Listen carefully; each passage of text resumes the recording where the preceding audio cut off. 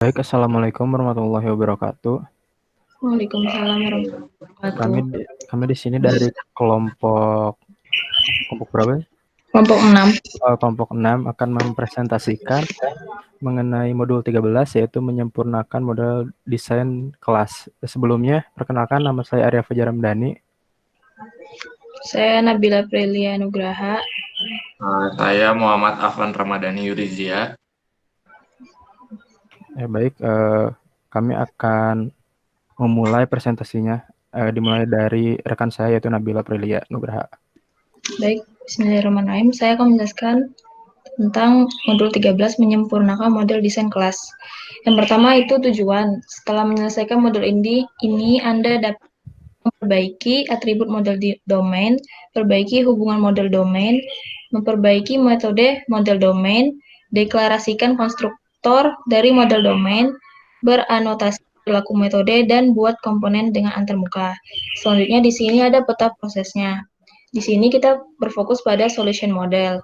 Nah, hal-hal yang dilakukan yang pertama itu membuat diagram untuk use case scenarios, lalu mengidentifikasi model kompleksnya dengan menggunakan UML, state machine diagram, lalu mengaplikasikan pola desain tersebut, lalu memperbaiki yang desain modelnya.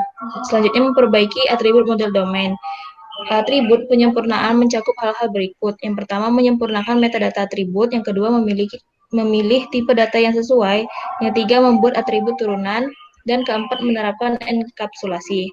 Selanjutnya, deklarasi atribut dalam diagram kelas UML mencakup yang berikut. Yang pertama ada nama, yang kedua visibilitas, ketiga tipe, keempat beragam, yang kelima nilai awal, dan yang keenam batas, yaitu batasi salah satu yang bisa diubah, bisa ditambahkan atau bisa dibukukan.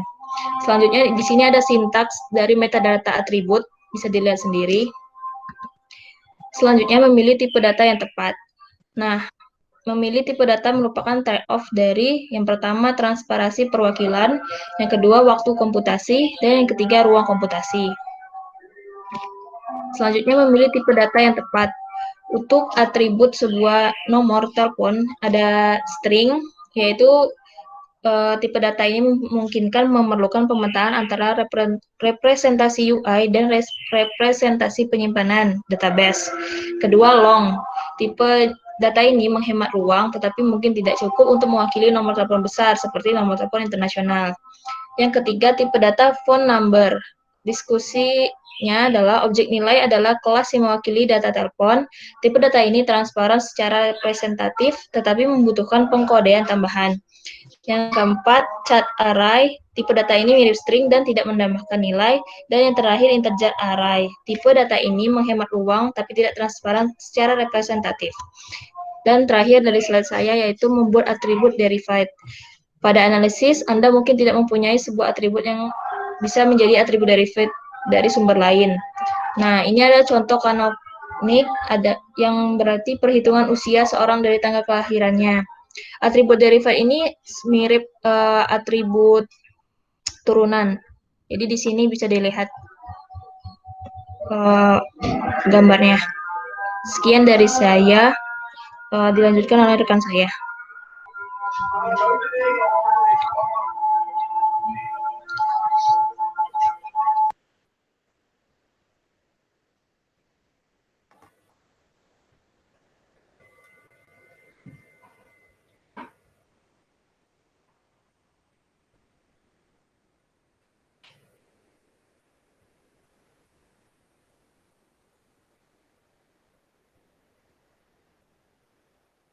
Udah ada belum?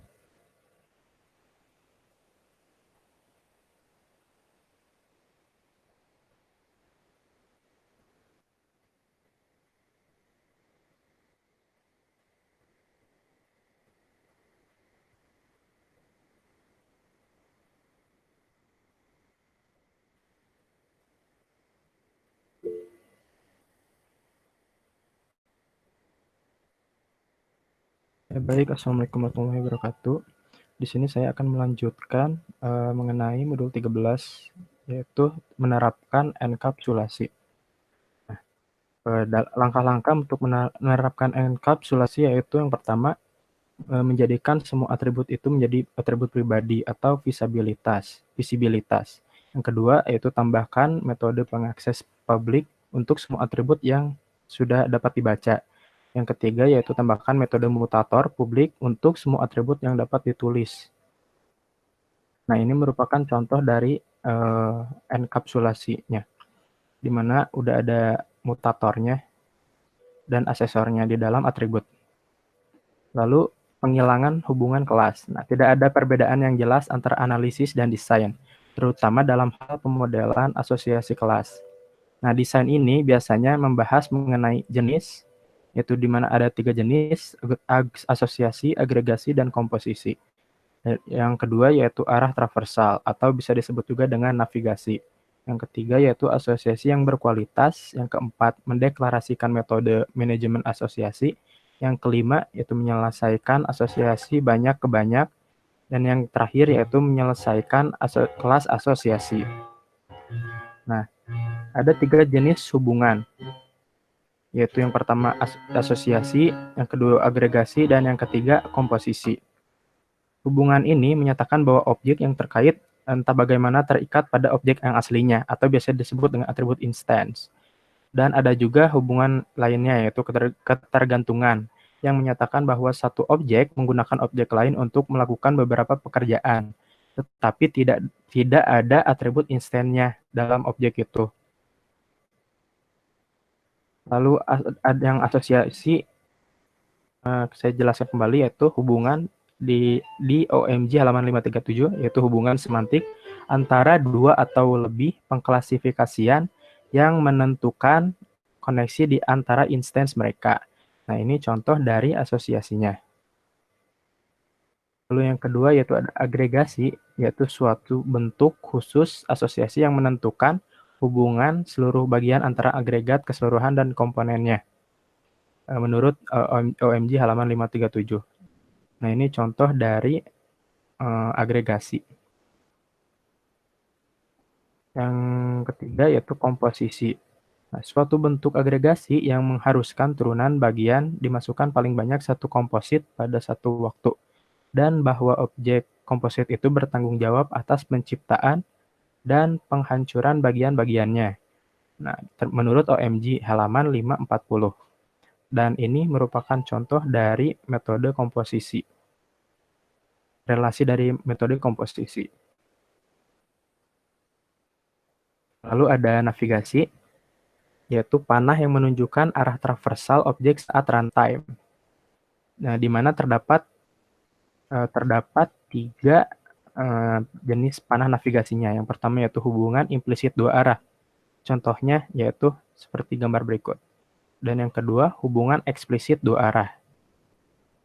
Yang ketiga, hubungan eksplisit searah.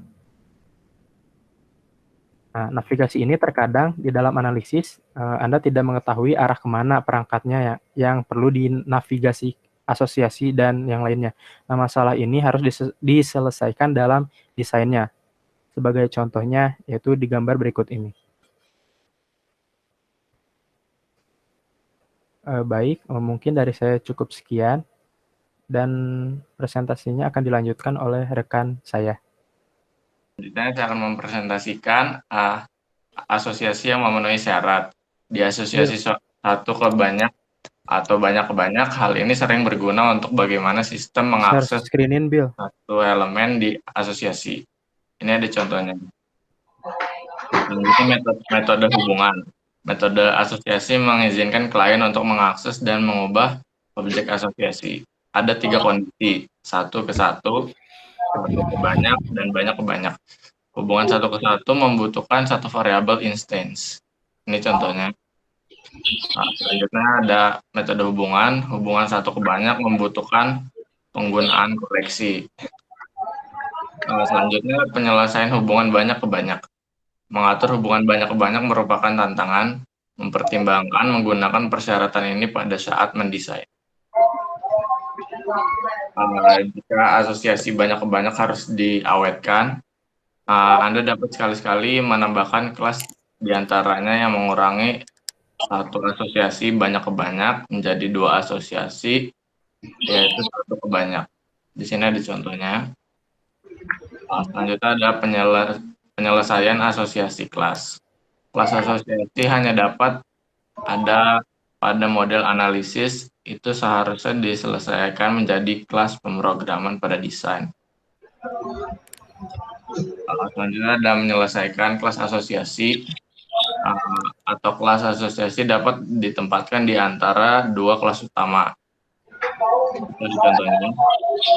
Selanjutnya ada metode pemurnian. Metode diidentifikasi selama alur kerja berikut.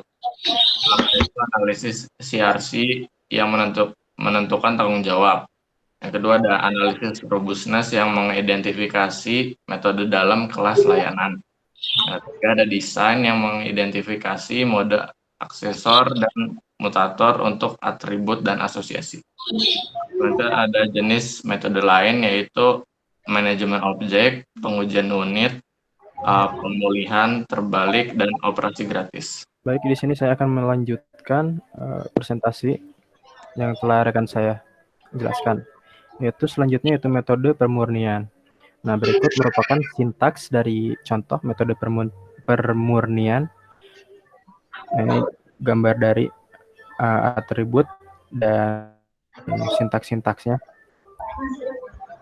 Lalu yaitu perilaku metode beranotasi. Nah, di mana anotasi UML ini dapat dilampirkan ke setiap metode untuk mendokumentasikan perilaku mode tersebut.